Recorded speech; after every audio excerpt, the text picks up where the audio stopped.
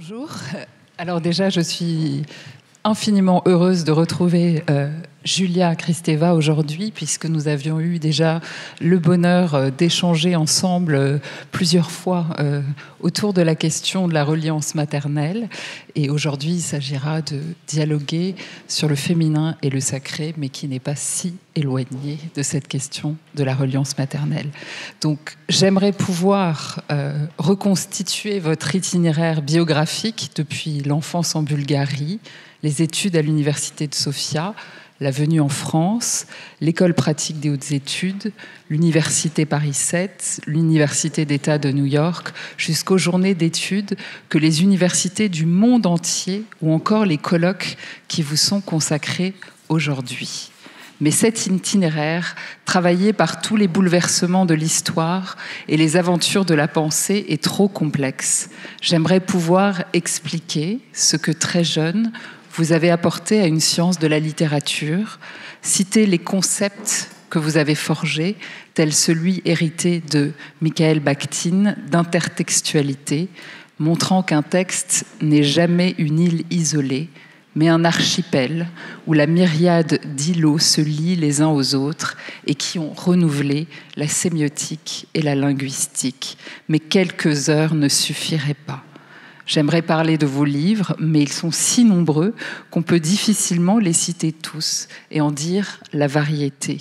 Des essais de linguistique et de critique littéraire, des essais philosophiques et psychanalytiques, des romans et des essais autobiographiques, où il est question de signes et de textes, d'amour et d'horreur, de maternité, de croyance, de peinture, de mariage et même de samouraï. J'aimerais parler aussi de vos engagements théoriques autour de la revue d'avant-garde telle qu'elle, fondée par votre mari Philippe Solers, ou de vos combats sociopolitiques pour l'amélioration et l'insertion des personnes en situation de handicap ou pour la reconnaissance des droits des femmes. J'aimerais parler de votre engagement féministe et de la façon dont vous avez valorisé le génie féminin dans vos travaux sur Hannah Arendt, Mélanie Klein, Colette ou Simone de Beauvoir. J'aimerais même pouvoir dire simplement ce que vous êtes, à la fois philologue, philosophe, romancière, femme de lettres, psychanalyste. Mais je ne vais rien dire de crainte de tout caricaturer. Ou une seule phrase. Julia Kristeva est l'une des plus importantes intellectuelles de notre temps, en espérant qu'on se souvienne que l'intellectuel est celui ou celle qui lit, relit, connecte, tisse, fait voir ces liens entre les choses qu'on n'avait pas encore aperçus, aidant par là à mieux lire la carte du monde qu'on a devant soi et la carte du monde qui est à l'intérieur de soi. Telle est votre œuvre, Julia Kristeva. Et aujourd'hui, il y a très peu de temps, vient de paraître ce magnifique livre, Prélude à une éthique du féminin. Donc voilà, je vous le recommande vivement, et qui rassemble de nombreux entretiens et textes inédits autour de cette question du féminin.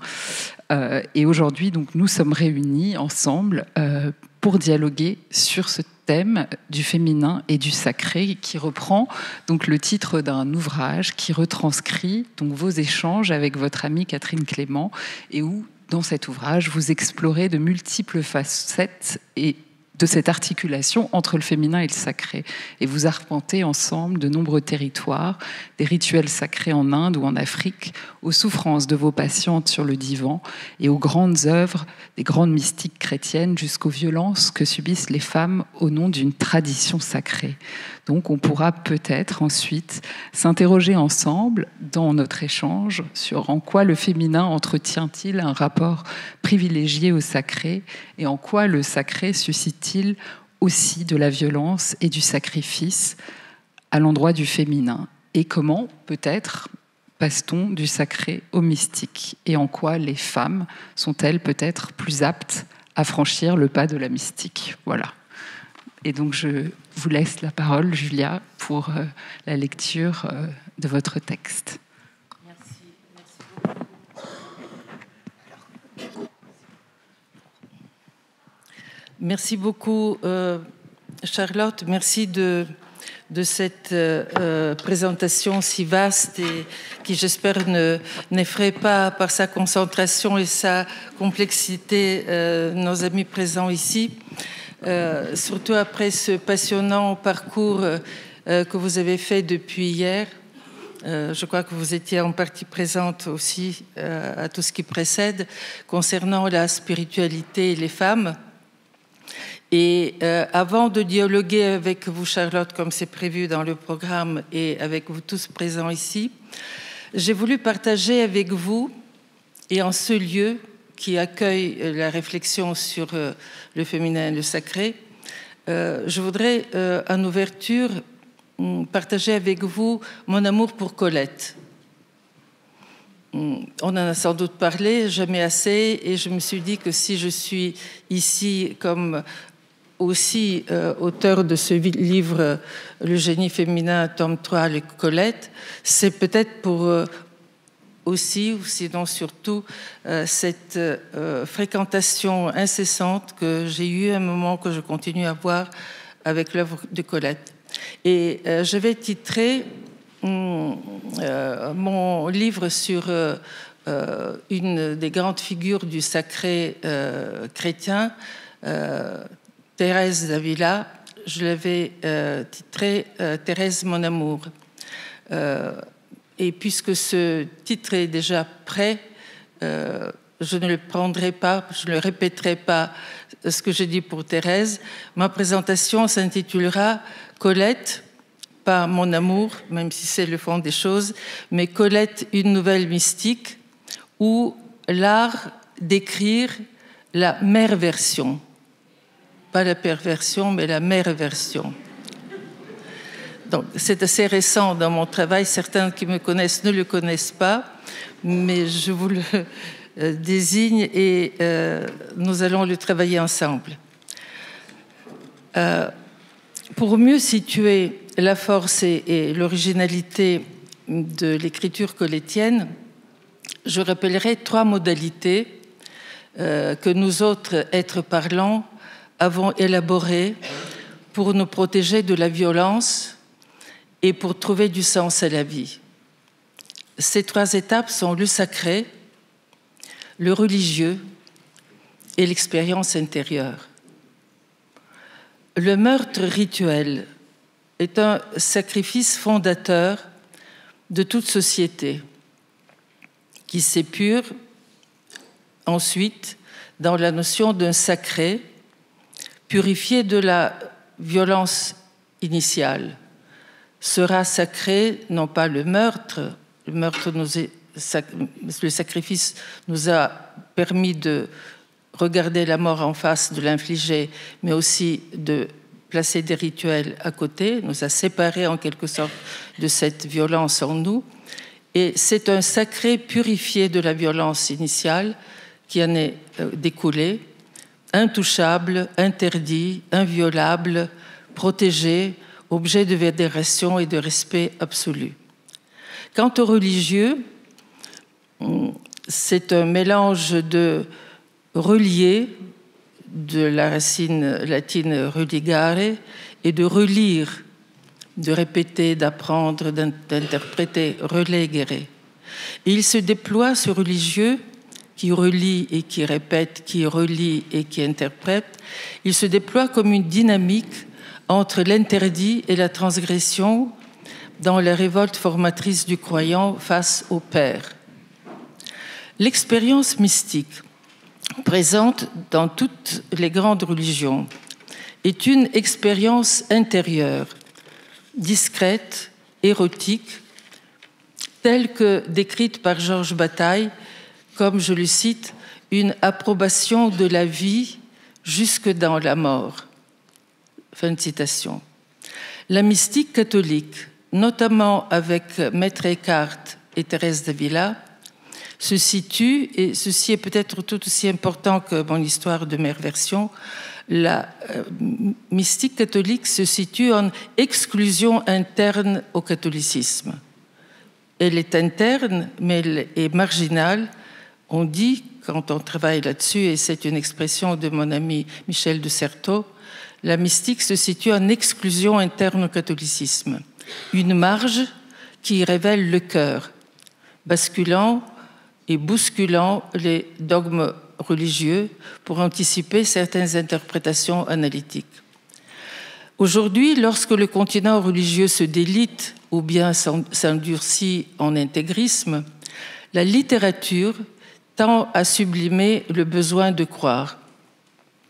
La modernité y ajoute une épreuve nouvelle, bien qu'elle y ait née, voire asservie par l'emprise de l'image, le langage et l'écriture demeurent des expériences intérieures pour la refondation psychosomatique nécessaire à nous autres. Et si c'était ça, le sacré, cette expérience intérieure, approbation de la vie jusque dans la mort, qui s'écrit, qui se parle, qui se danse, qui se joue en instrument ou qui se passe au cinéma. Variante postmoderne et moderne du sacré. La psychanalyse devait interpréter l'économie sexuelle de ces expériences amoureuses, pulsions sexuelles et valeurs symboliques réunies, tout autant que l'audace de les dire et de les écrire, qui bousculent les dogmes religieux, je viens de le dire. Thérèse, par exemple, a échappé de peu à l'Inquisition. Avant d'être proclamée sainte, beaucoup de ces femmes, surtout, hommes également, mais peut-être moins, devaient répondre devant l'Inquisition pourquoi ne suivent pas le droit chemin des normes théologiques. La mystique, porteuse donc d'une connaissance anthropologique approfondie jusqu'aux extrêmes limites du supportable, est explorée passionnément, éperdument, pour s'en arracher aussi dans une osmose cosmique qui frôle l'athéisme. J'ai pu le dire à propos de Thérèse, chez Colette, c'est évident, elle revendique l'athéisme. Le génie de l'amoureuse Colette a su dire avec justesse l'intimité sensitive de la femme, qui englobe et diffracte l'excitation érotique, non pas dans une sorte de perversion naturelle, comme on le dit souvent, Apollinaire l'a traité d'abord de perverse avant de dire qu'il vaut mieux dire espiègle. Il n'y a pas de perversion naturelle, mais il y a ce que j'appelle une merversion centrale et centrée sur Sido, dans laquelle l'écrivaine se projette, indispensable passerelle pour s'immerger dans le flux de l'excitation entre femmes, en famille et au-delà, et jusqu'au flux sidéral qu'elle porte, elle, les deux, Colette et Sido, à l'état de pureté sublimée. Toutes les zones érogènes et tous les objets du monde sont pour elle des sources de satisfaction, mais aussi de frustration. En effet, lorsque la frigidité défensive est dépassée et que l'érotomanie hystérique s'harmonise, une femme éprouve ou épouse moins un partenaire qu'un réseau d'objets et de fétiches. Enfants, amants, amis, flore et pomone, activités et liens divers auxquels elle demande encore. C'est le mot que Lacan a donné à son travail sur la jouissance féminine, encore. Jamais de satisfaction et toujours appel à plus d'excitabilité, à plus de liens. Son univers mental de cette femme-là, qui se trouve être la femme colettienne aussi, est comme traversé dans un panthéisme de désir.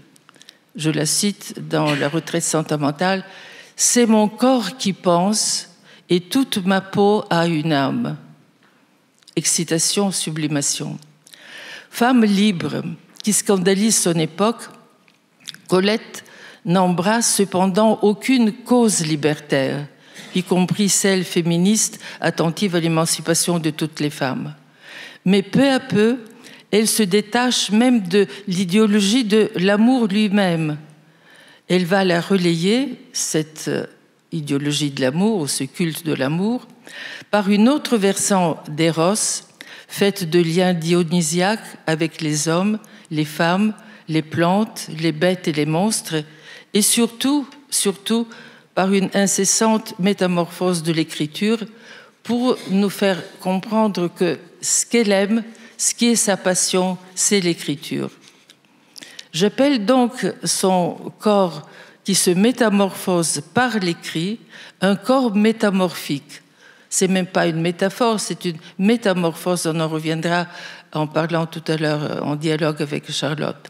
Ce corps métamorphique, à la fois follement excitable et scrupuleusement soumis à la discipline de l'écriture, et jamais l'un sans l'autre, semble avoir mûri, comme Colette en restitue elle-même le vrai faux souvenir dans ses textes autobiographiques. Ça semble avoir été mûri dès l'enfance à l'intérieur des harmoniques incestueuses du clan des Colette. En ce sens, l'amoureuse Colette a toujours été là, bien avant les ateliers de sieur Willy. Néanmoins, l'initiation, elle, perverse et raffinée que lui a imposée son époux, pire que mûr, dit-elle, et sans scrupule, a fait de l'élève doué que fut la jeune Colette elle se décrit ainsi, prodige de libertinage qui ne compte aucun dégoût. Fin de citation, c'est dans ses apprentissages aussi. Et c'est par l'écriture, superbe thérapie, vagabondage sans répit, qu'elle suit les aléas des liens amoureux, pour les transcender avec une rigoureuse allégresse.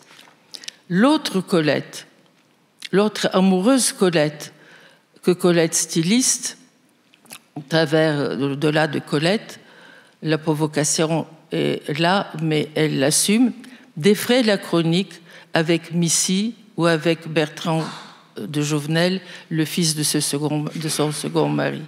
Ces extraits, ces excès, ces violences admises ou pas par le code normatif moral, elle les assume et en même temps elle les revit dans son écriture.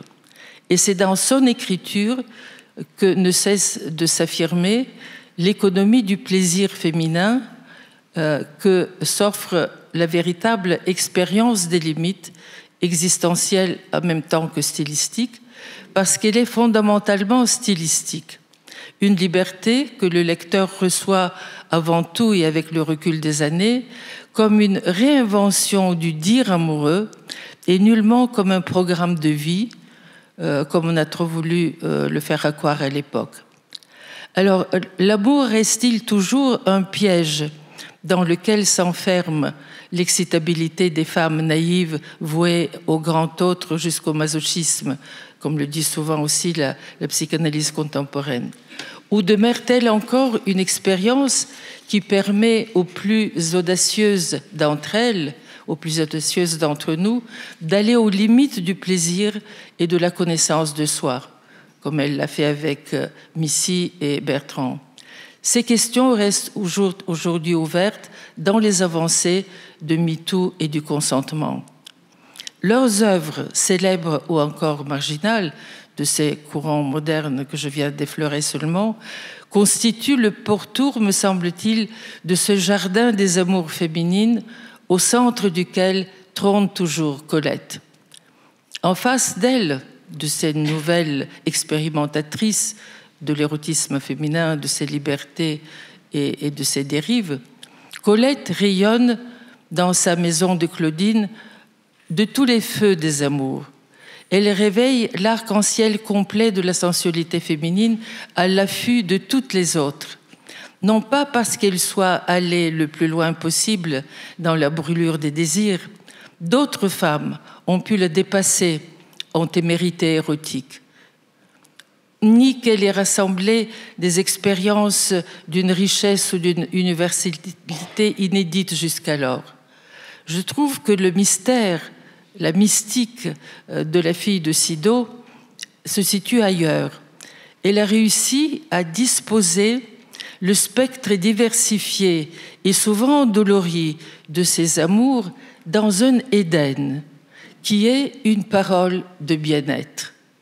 Même si elle parle de sa défaite amoureuse ou de ses soucis, de sa tristesse, nous recevons cette expérience comme une parole qui, lorsqu'elle s'écrit, exprime une nouvelle victoire au-dessus des déboires, et nous la recevons comme une parole de bien-être.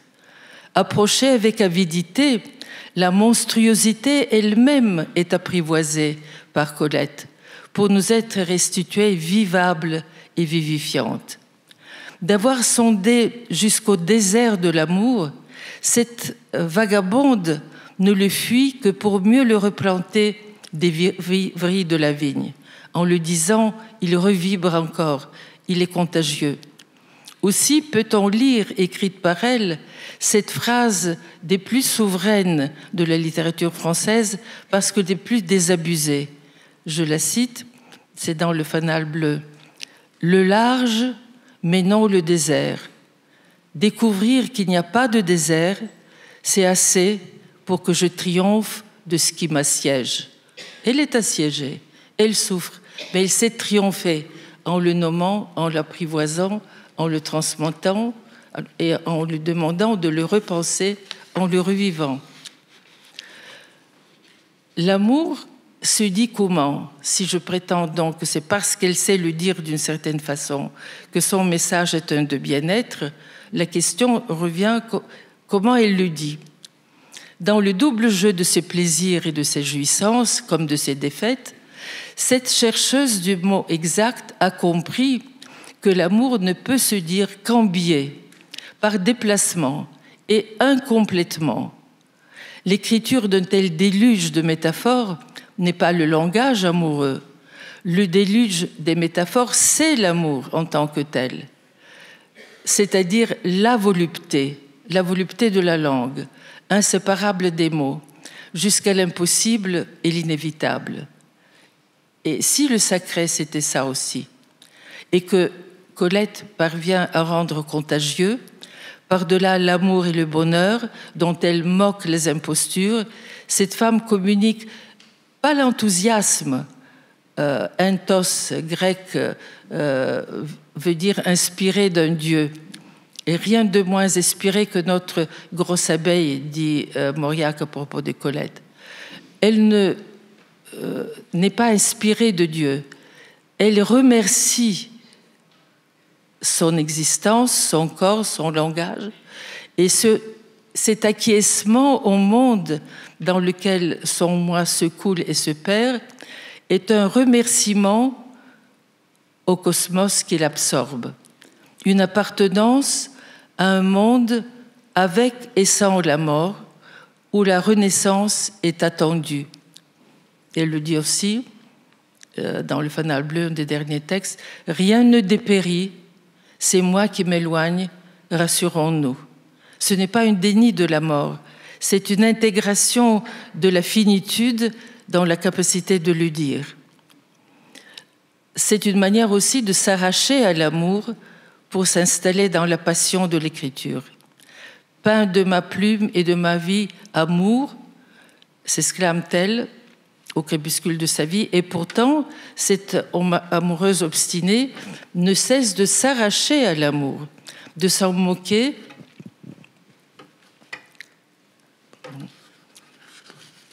et de s'en méfier. N'est-ce pas cet estrangement qui lui permet de développer, pendant qu'elle écrit la retraite sentimentale, ce qu'elle appelle des forces qui n'avaient rien à voir avec la littérature. Fin de citation. Mais qui, cependant, en transformant son rapport aux autres et au monde, change aussi et surtout sa façon d'écrire. Le mot « amour » lui-même lui paraît désormais grotesque. Ce mot sans nuance me suffit mal, rejetait déjà Claudine en s'approchant de Rézy. Et Sido, l'amour, ce n'est pas un sentiment honorable.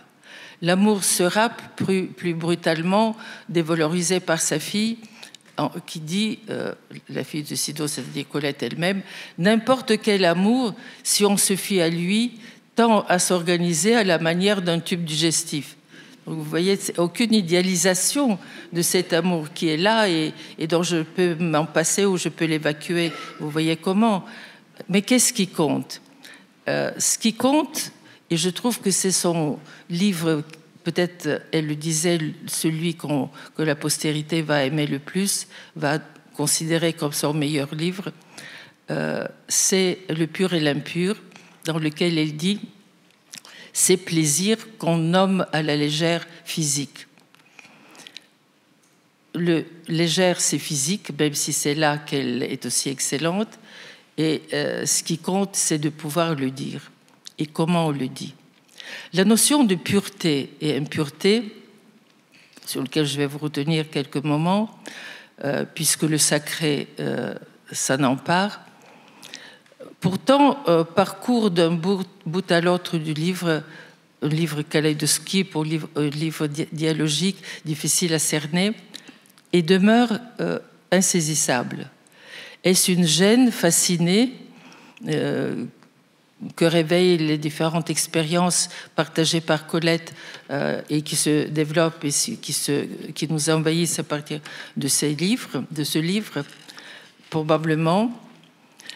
Mais c'est la définition même du mot impur, elle-même est constamment éludée, et le livre s'achève par une pirouette, une rêverie sur les sonorités et les sensations que produit ce mot pur, tout en faisant allusion, en prononçant ce mot pur et impur, au couple homosexuel que furent les dames de Langolène, auxquelles elle accorde beaucoup d'attention.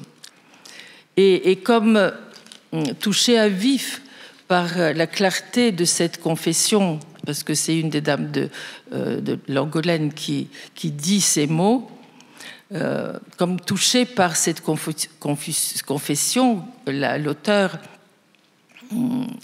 l'embrasse. Le pur serait l'absence d'homme, le pur serait l'entre-deux femmes. Une fois ceci constaté et souligné, l'écrivaine se réfugie dans une série d'associations métaphoriques sur la sonorité du mot pur. Elle ne nous dit pas c'est ça ou ce n'est pas ça. Elle nous fait entendre la sonorité, elle en fait une musique. Et elle nous fait descendre du cognitif à l'audible, c'est-à-dire au sensoriel, au physique, au passionnel. De ce mot qui tombait de sa bouche, j'ai écouté le tremblement bref, lu plaintif, l'air de glace limpide. Et il m'éveillait, rien en moi, sauf le besoin d'entendre encore sa résonance unique, son écho de gouttes qui sourd, se détache et rejoint l'eau invisible. On est dans une hallucination, on est dans une rêverie qu'elle essaye de nous transmettre en parlant de la pureté de ces deux femmes sans introduire aucun jugement et aucune estimation. Au risque de déchirer ce voile diaphane qui protège la pensée de Colette par des jeux sur la sonorité de mots, le lecteur repère des constantes. La pureté est du côté du couple homosexuel, à condition qu'il parvienne à se défaire des violences de la chair et à rejoindre l'infini. L'infini des mots, l'infini des plaisirs. Les variantes de cet infini peuvent être autant un platonisme que ce que Colette appelle l'hermaphroditisme mental. Elle se considérait comme un hermaphrodite mental ayant les deux sexes, une bisexualité psychique et active très marquée. Donc, les variantes de cet infini qu'atteint le couple homosexuel est un hermaphroditisme mental féminin et représenté pour l'homme aussi, mais souvent l'homme face à une femme qui a cet hermaphroditisme mental éprouve, dit-il, un danger d'homosexualité. Mais toutes ces formes de l'infini d'amour disciple s'enracinent dans l'innocence sensuelle infantile, qui rejoint la mère version originelle de l'être humain, le plaisir de naissant avec son contenant maternel. Un phényl, je le répète parce que c'est, je crois, l'essentiel dans l'aveu de Colette dans ses pages du pur et de l'impur, c'est là même qui est de tous les sexes et de toutes les postures la contenance maternelle. Au contraire, l'impureté est du côté de la guerre des sexes, que Colette appelle une inimitié. Le brouillon non retenu du début du pur et l'impur révèle ce sacré de la pureté qui réside dans l'arrachement à la sexualité normative du couple hétérosexuel et aspire à rejoindre l'infini auto-érotique dans l'océan de l'opium. Je ne pourrais pas aller plus loin aujourd'hui pour chercher les autres figures de cette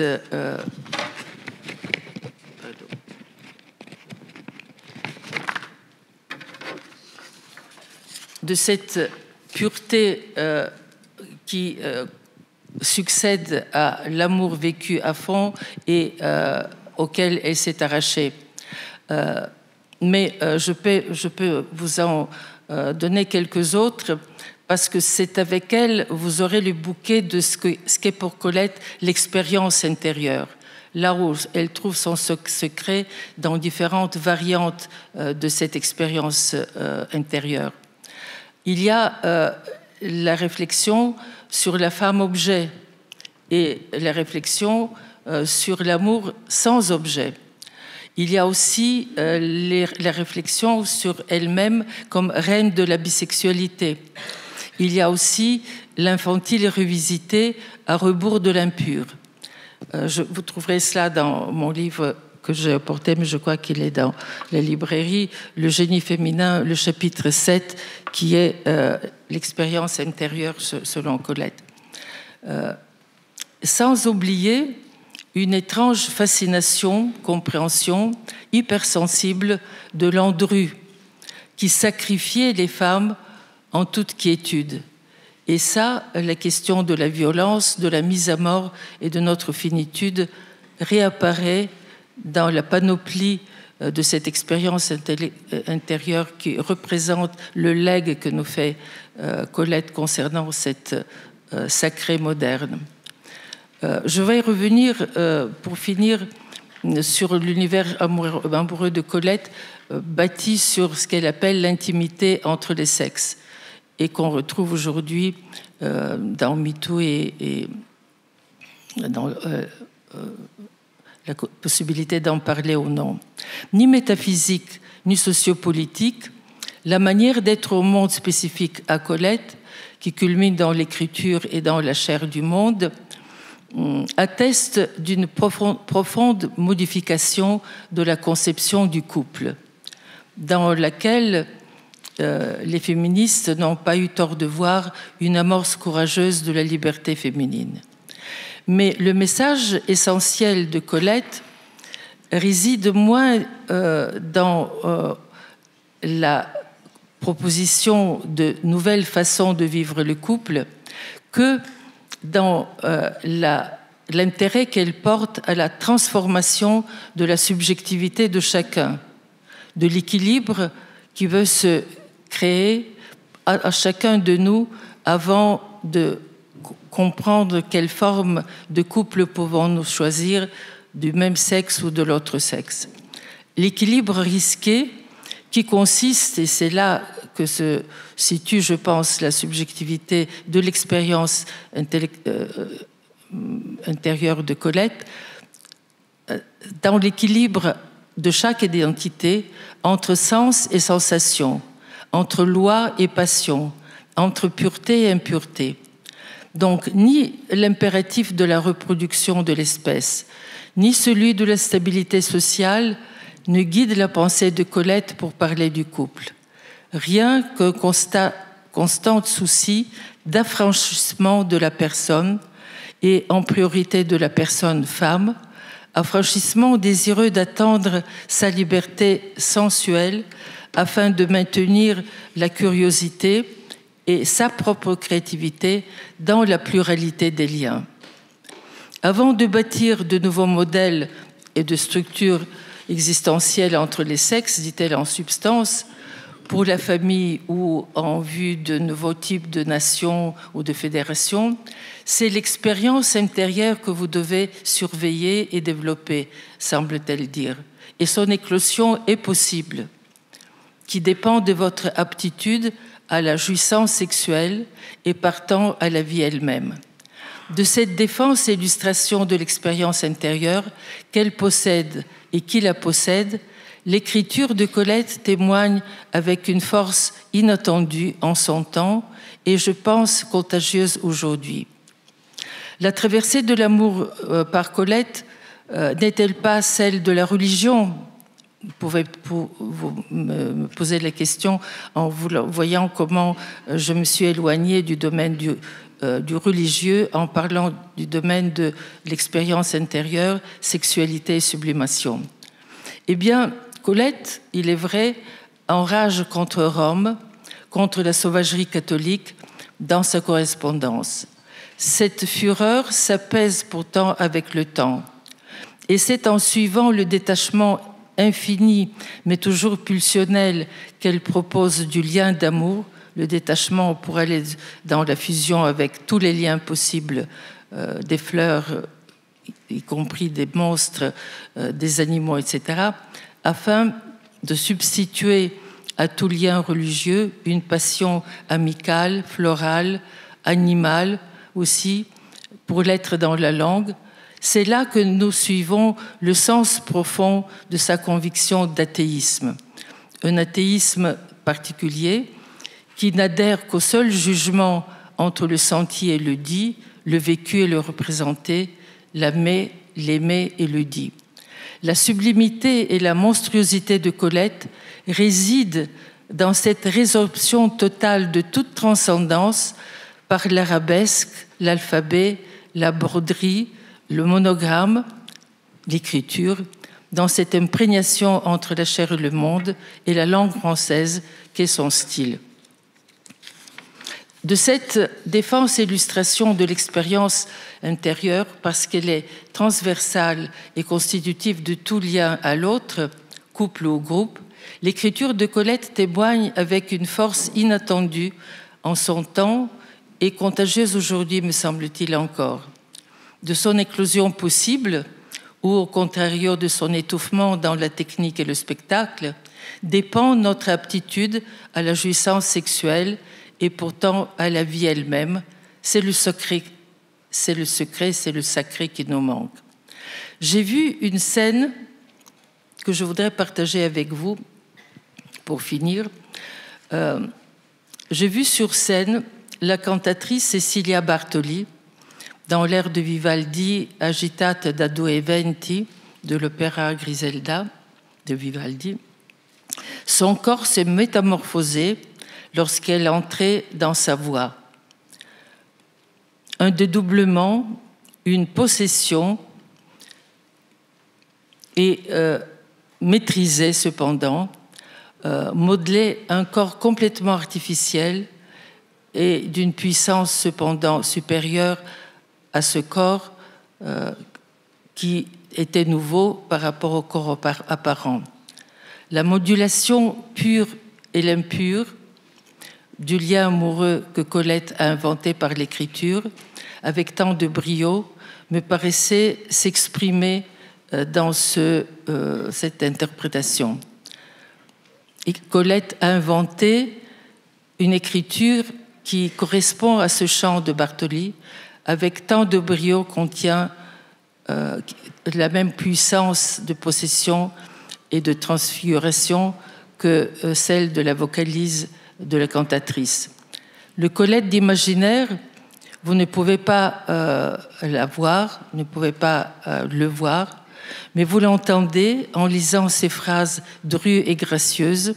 C'est une échappée galopante par la langue française que Bartoli nous fait découvrir par des catalyses, des vocalises, qui s'acheminent vers la naissance du jour jusqu'à la tombée de la nuit, et pour lesquelles Colette emploie un mot, un verbe qu'elle aime, qui est qu'elle ne cesse d'oser.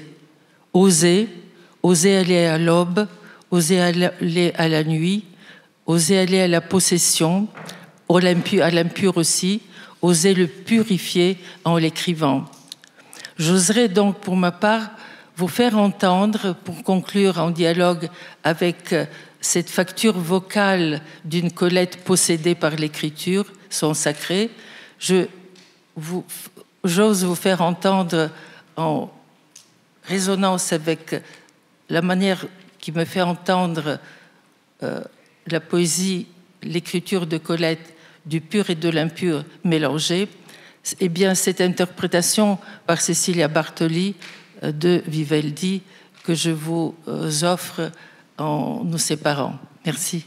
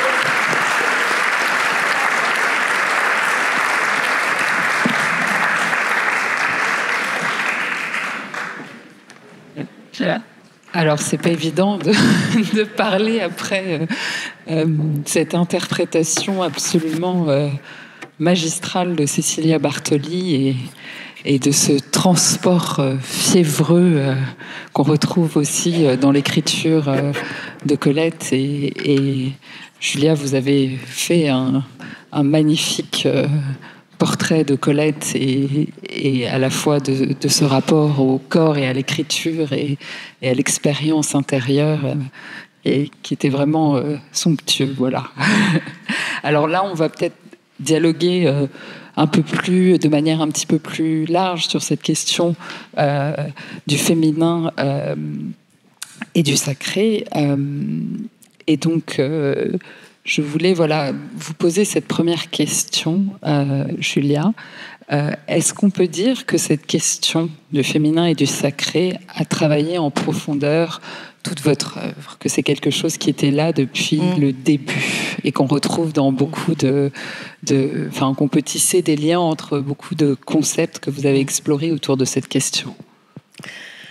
Oui, merci. Merci d'abord à tous les amis ici présents de m'avoir écouté dans une lecture un peu peut-être trop lacunaire de ce que j'ai recueilli de ma cohabitation avec Colette. Et merci à Charlotte de me renvoyer aux sources de cette expérience qui se retrouve tout au long de mes écrits et qui est sans doute originaire. Mais vous m'avez envoyé vos questions et je me dis, mais celle-ci, la première, me conduit à deux pistes. D'abord ma famille et ensuite une réflexion plus politique. Mon père était très, très croyant. Il a fait le séminaire, il a fait des études de théologie avant de devenir médecin, ce qu'il n'a pas exercé longuement parce qu'en Bulgarie, après la Deuxième Guerre mondiale et le communisme, il fallait aller, ce qui se doit d'ailleurs très sérieusement dans des pays comme ça, travailler au village, dans la campagne. Il voulait rester à Sofia pour que ses enfants apprennent les langues étrangères et se développent. Et donc, il a abandonné la médecine, mais il est resté extrêmement soucieux des autres et de soigner soi-même et la famille à travers la religion. Il chantait à l'église, etc. Et ma mère était darwiniste. Et darwinienne, elle avait fait de biologie, n'a pas exercé après, mais elle racontait à table comment l'être humain est descendant des animaux et autres bestioles. Et voilà, ça fâchait beaucoup papa. Et c'est moi qui faisais la guerre contre les religions. Donc, j'étais formée par ma famille et par l'éducation communiste à devenir athée. Mais je suis devenue athée très franchement et très clairement à partir du moment où j'ai compris ce que ça voulait dire, à savoir non pas un refus des religions, mais une réinterprétation et une réappropriation de l'histoire religieuse. Et donc, je touche ainsi la deuxième piste que m'ouvre votre question. Je suis une Européenne convaincue. Et je pense que, avec Tocqueville et Hannah Arendt, que l'Europe qui nous déçoit, qui se délite, je suis la première à critiquer, a produit un fait culturel encore inestimé dans sa profondeur, mais il est temps de le faire, à savoir qu'un seul événement s'est produit en Europe et nulle part ailleurs, c'est que nous avons perdu le fil avec la tradition, avec la religion. Ça s'est produit en Renaissance, XVIIIe siècle. Ça a donné la sécularisation, l'athéisme, les différentes formes de laïcité, etc. Ces choses techniques, et sur lesquelles on n'a pas à revenir ici, montrent qu'il y a une révolution qui a du mal à s'assumer et à montrer les bienfaits de son être. Les bienfaits de l'être consistent que nous n'avons pas perdu le contact avec la religion, mais le développement du XVIIIe siècle et depuis la Renaissance, on pourrait dire, nous a donné une manière de questionner le fait religieux et d'en voir les racines et les nécessités, et en même temps de pouvoir affronter les abus. Et ce mouvement, cette mise en cause, cette transformation, réévaluation de l'histoire religieuse est quelque chose qui s'est produit ailleurs, en Europe et nulle part ailleurs. Et c'est là-dessus que tous ceux qui s'intéressent à la culture, les enseignants, les bibliothécaires, les éducateurs, les psychanalystes et évidemment le corps politique devraient se réinspirer jour et nuit, me semble-t-il, de cette ampleur de l'événement pour ne pas céder quand nous avons en face de nous des religions qui s'effondrent ou des religions qui régressent et deviennent intégristes. Et ceci est possible si par exemple la rééducation de l'histoire des religieuses est développée dans les écoles, l'interprétation des phénomènes religieux aussi, et avec suffisamment de respect et aussi profondeur critique pour que une coexistence des différentes religions soit possible et non pas la guerre de religion. À partir de là, plusieurs pistes de réflexion s'ouvrent. D'abord, comment vivre avec les différentes formes de religiosité et aussi comment s'emparer d'une excroissance des religions, comme je le disais tout à l'heure avec Michel de Certeau, exclusion interne du religieux qu'est la mystique, où le message religieux est vécu dans sa complexité et jusqu'à ses extrêmes, ce qui est le cas par exemple de Thérèse d'Avila dont vous me parlerez tout à l'heure, pour s'emparer du mouvement mystique dans les religions qui s'emparent, eux, du cœur de ces religions, mais les poussent à une extrémité qui peut parler au-delà de chaque religion à d'autres. Les mystiques portent une connaissance de l'expérience psychosexuelle des humains quand elle atteint des états limites et qui peut être contagieuse pour d'autres religions aussi. Il y a une sorte de communion des mystiques qui résonne aujourd'hui, où chacun de nous peut faire un choix à partir d'Internet sur tel ou tel mysticisme de différentes religions et adapter ses croyances en conséquence. Cette démarche est peut-être possible, mais elle se fait en catimini et il nous manque un lien unifiant culturel et mystique ou religieux pour faire face à l'explosion des colères et des guerres qui nous envahissent aujourd'hui. Ceci dit, je reviens à l'expérience de Colette, elle fait partie de ce monde des mystiques qui ne se disent pas parfois comme tels, mais qui déploient dans leur fort intérieur une capacité de penser le phénomène religieux comme un phénomène amoureux. Mes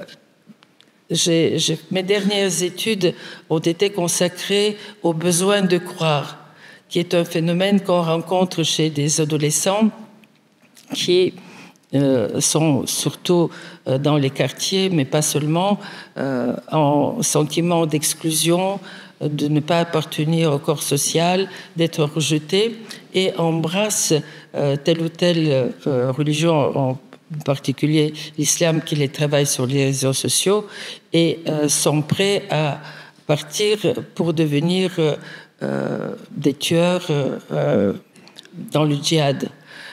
Nous avons créé à la Maison des étudiants un séminaire sur le besoin de croire et on travaille avec ces jeunes pour toucher ce point où ils ont besoin d'investir l'autre, d'être en réponse avec l'autre dans une relation d'investissement de l'altérité qu'on appelle amour. Et quand ils sont sensibles à ces dimensions-là, le désir de se voiler ou de prendre son billet pour aller rejoindre le djihad disparaît ou s'atténue. Je donne souvent, et je m'arrêterai là-dessus uniquement pour aujourd'hui, je donne souvent l'exemple d'une jeune fille que nous avions à l'hôpital, cette maison d'adolescents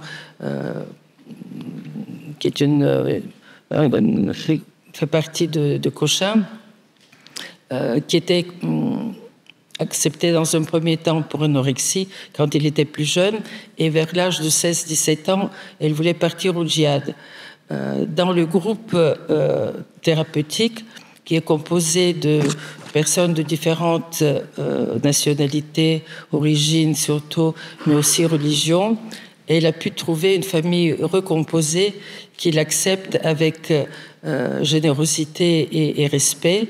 Et elle a pu investir cette communauté Elle a pu trouver dans les activités qu'on proposait des lectures des mystiques arabes traduits en français, où le lien à Dieu, qu'on appelle un besoin de croire quand on est psy, s'exprimer en poésie amoureuse.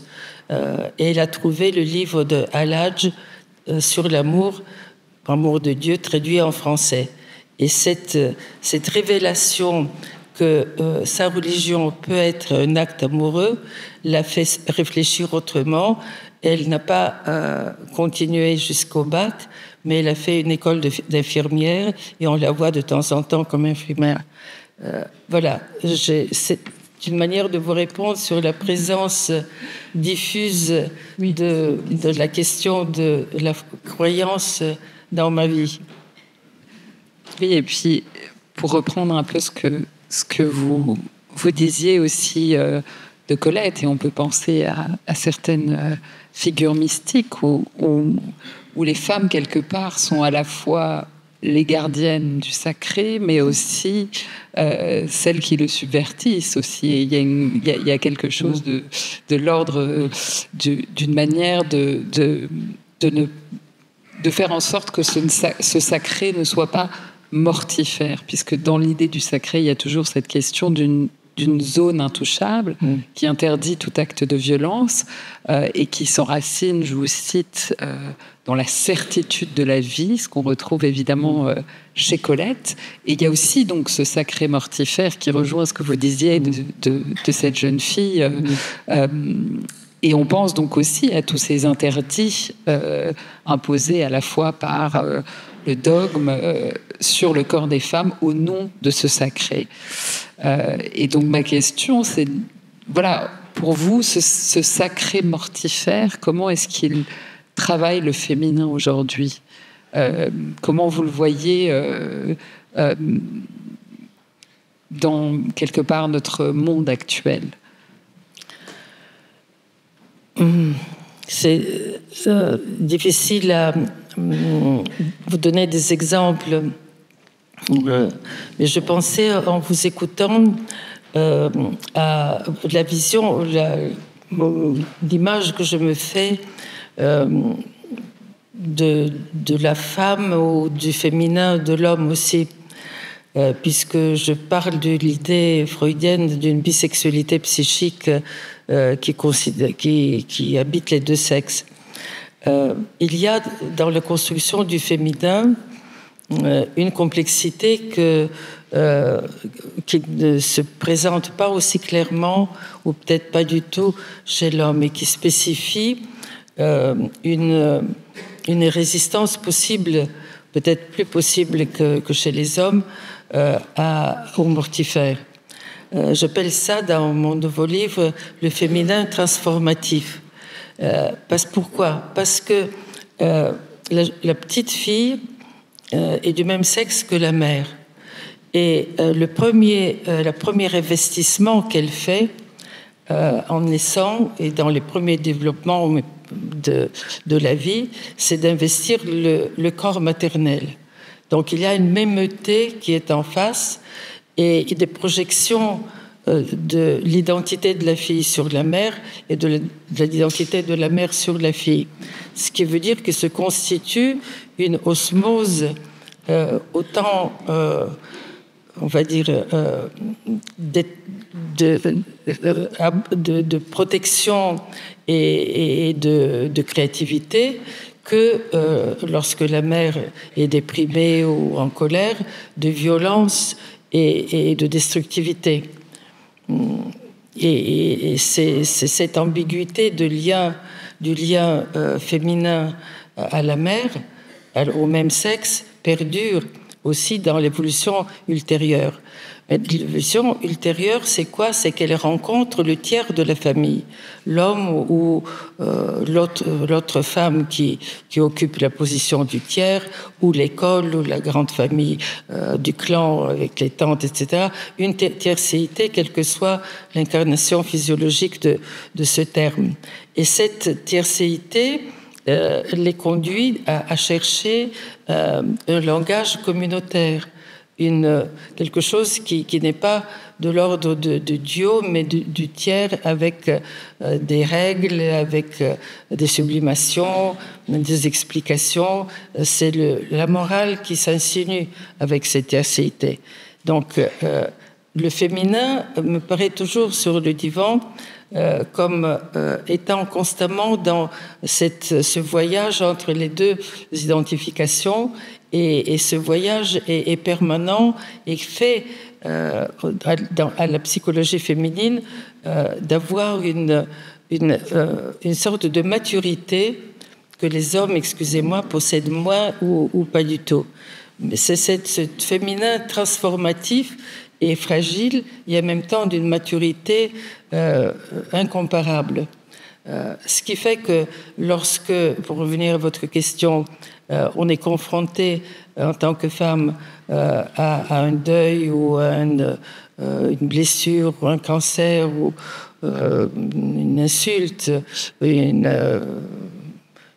humiliation, ce qui est évident et qui happe la personne, c'est la lamentation et la dépressivité. Et l'image de la femme aigre et dépressive est en effet extrêmement répandue. Mais l'évolution aussi du cadre social, des luttes féminines depuis quelques siècles déjà, et qui représente aujourd'hui quelque chose de nouveau dans la vie de toutes les sociétés, fait que les femmes trouvent dans leur transformabilité, qui est reconnue socialement, qui est appelée socialement. Il y a des exemples de femmes qui ont traversé le désert et ne sont pas dans le désert mais dans le large, comme dirait Colette. Elles s'accrochent à ce bateau-là que leur donne la société et développent des capacités de créer de nouveaux liens, en dépassant papa-maman et en faisant autour d'elle des nouvelles familles, de nouvelles concentrations qui ne sont pas des réduplications de la famille originaire. C'est quelque chose d'extrêmement visible quand on écoute ces femmes sur le divan. Et en vous parlant de cela, je me rends compte combien la vie de Colette correspond à cette transformabilité, à cet arrachement et à la famille et à l'amour, et en même temps sans dénigrement et sans déni, mais en utilisation des leçons anciennes pour mieux vivre dans un bien-être transmis aux autres. Oui, c'est vrai, en vous écoutant, Colette, effectivement, incarne cette position à la fois symbiotique avec la mère au départ, et cet arrachement au lien maternel a été une épreuve très très difficile pour elle, et donc les ressources que le féminin doit déployer pour s'arracher de cette symbiose convoque en fait une énergie psychique beaucoup plus importante. Et quand on voit aujourd'hui, bon, je fais un petit lien avec l'actualité, qu'il y a une explosion chez les jeunes filles de passage à l'acte suicidaire ou d'hospitalisation, et l'expression d'une plus grande détresse, mais qui ne signifie pas, à mon sens, enfin je vous rejoins, que le féminin est plus fragile, mais que la confrontation au départ peut-être avec la pulsion de mort est peut-être plus important, mais que l'au-delà de la pulsion de mort, le féminin peut justement... Il a les moyens de le traverser. De le traverser en faisant justement l'expérience d'un arrachement au lien maternel qui finalement est une nécessité, sinon... Oui, c'est-à-dire que cette faiblesse n'est pas faiblesse, c'est un plus. Oui. C'est-à-dire d'être en contact avec notre finitude, par l'anorexie par exemple. C'est une manière d'approfondir la connaissance de soi. Et heureusement, grâce à cette rupture qui s'est faite avec le religieux depuis le XVIe siècle et depuis les Lumières, nous avons la psychanalyse qui peut aborder ces filles-là et qui ne se trouvent pas dans les monastères où elles périssent ou deviennent la proie mère supérieure qui est violente, comme Diderot l'avait vu. Donc cette faiblesse du féminin transformatif comporte, outre ces failles qui éclatent dans un symptôme et dans des conditions familiales et sociales particulières, ils peuvent être transformés, évoluer et donner lieu à une créativité très parfois modeste, mais extrêmement touchante, parce que avec une sincérité absolument désarmante et qui est une sorte de fraîcheur dans notre univers de banalisation et automatisation des échanges, des contrats, etc.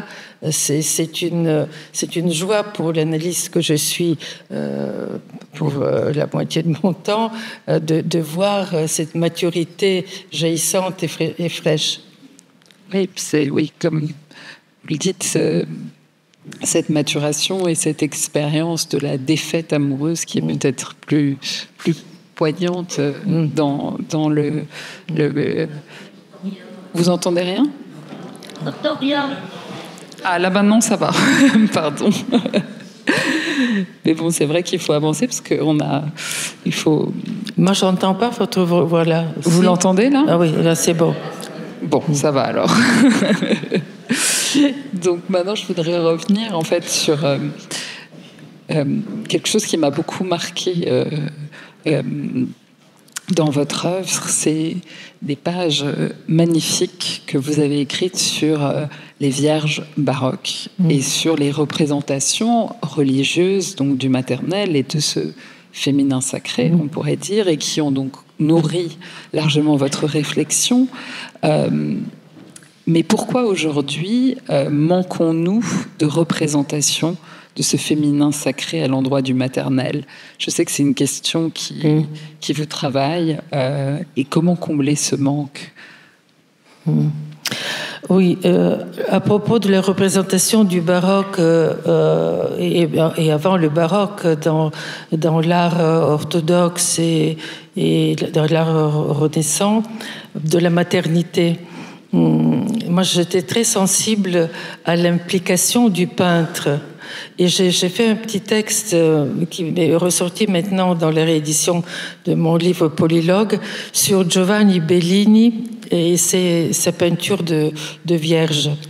Et je disais que ce qu'il peignait, c'était le féminin de soi, le féminin masculin. Il se projetait avec évidemment beaucoup d'attention portée à la froideur de la mère Marie qui ne regarde pas son enfant ni ailleurs, mais qui regarde vers elle-même, des choses très justes qu'il a vues au niveau du sourire. Mais il le fait de manière telle qu'on a l'impression, en tout cas c'est mon sentiment, et en lisant l'histoire d'un peintre comme Giovanni Bellini, de me rendre compte qu'il trouvait cette attitude d'une mère vis-à-vis de l'enfant en soi-même. C'était un père qui se décrivait comme maternel. Il y a cette assimilation du maternel par l'homme qui n'est pas du tout impossible, mais qui se fait par l'artiste à cette époque-là. Maintenant, c'est un peu dans l'air du temps. Les pères peuvent changer les linges, etc., et se nourrir les bébés, ils peuvent être mères. Mais il ne s'agit pas de le faire simplement au niveau du comportement pour soulager la mère. Il y a, je pense aussi, une intériorisation de la dimension maternelle par les hommes. Et ça, les artistes l'ont prouvé. Maintenant, aux hommes d'aujourd'hui, de le prouver aussi dans l'existence en tant que psychisation et non pas technique superficielle. Ça, c'est une des questions que vous posiez. Et l'autre, pourquoi on ne parle pas du maternel ? Enfin, pourquoi on manque de représentation aujourd'hui ? C'est-à-dire le fait que des peintres, à une époque, ont cherché à s'approprier une certaine représentation du maternel et et de ce féminin sacré, et qu'aujourd'hui, c'est vrai que ces représentations-là se font en tout cas peut-être moins, et c'est une question qu'on peut mais se c'est en général, vous savez que vous êtes très jeune pour le savoir, mais quand je commençais à être féministe dans les années 70, on ne pouvait pas parler du maternel, parce que être mère, c'est se soumettre au désir de l'homme, et c'était vécu comme un esclavage ou comme une corvée. Ce n'est plus le cas. En France, beaucoup de féministes ont compris combien l'expérience maternelle est non seulement une vocation, mais un lieu de créer de nouveaux liens, de se multiplier soi-même, de trouver des capacités de parler, de sentir autrement face à l'enfant et ses problèmes. Donc, ça se développe de plus en plus, et il y a des femmes écrivaines qui écrivent là-dessus, mais ça reste quand même relativement pudique et non traduit par notre culture au niveau des représentations culturelles.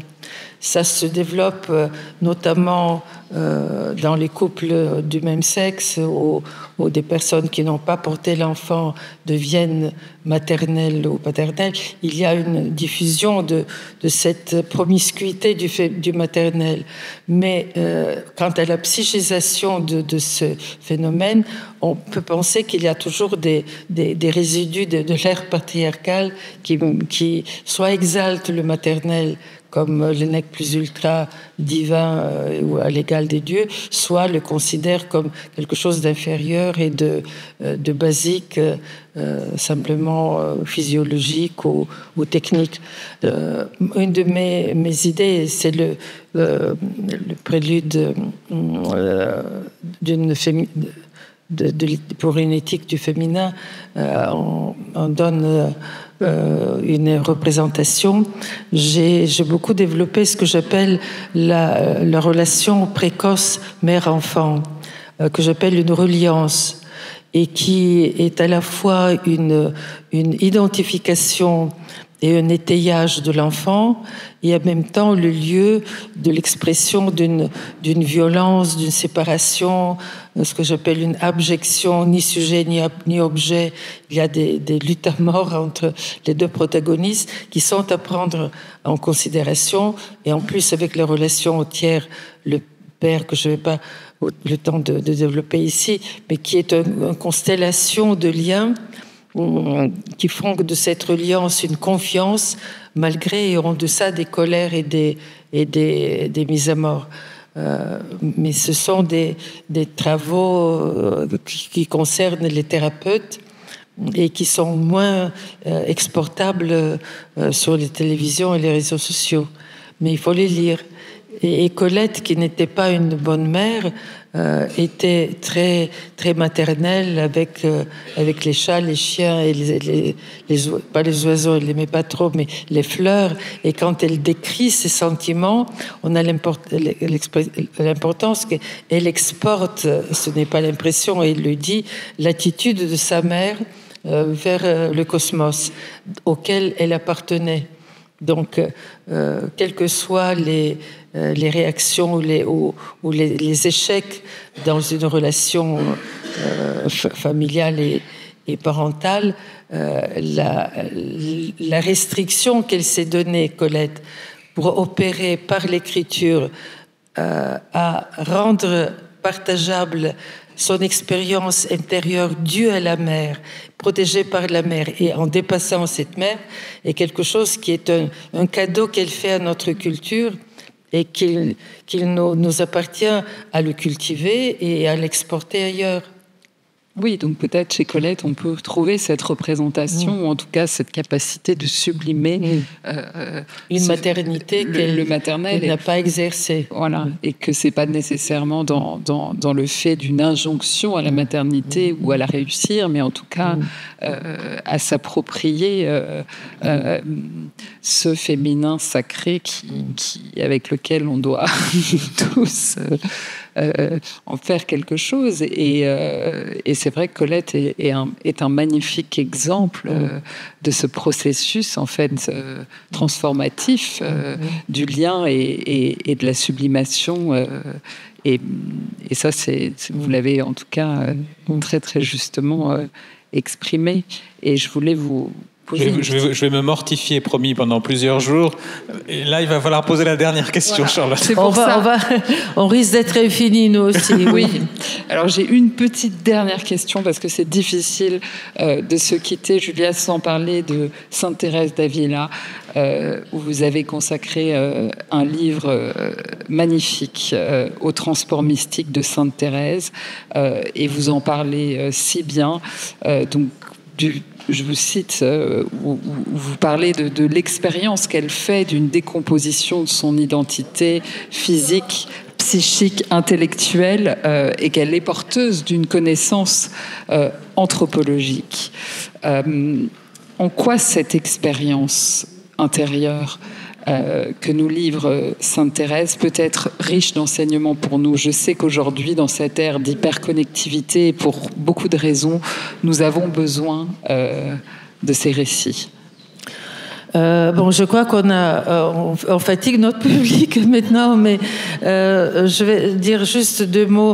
J'étais récemment amenée à présenter son travail à l'occasion de la visite du pape en Belgique, et on me rappelle que, athée comme je suis, c'est quand même un peu étonnant parce que paraît-il, mon amie Sylvie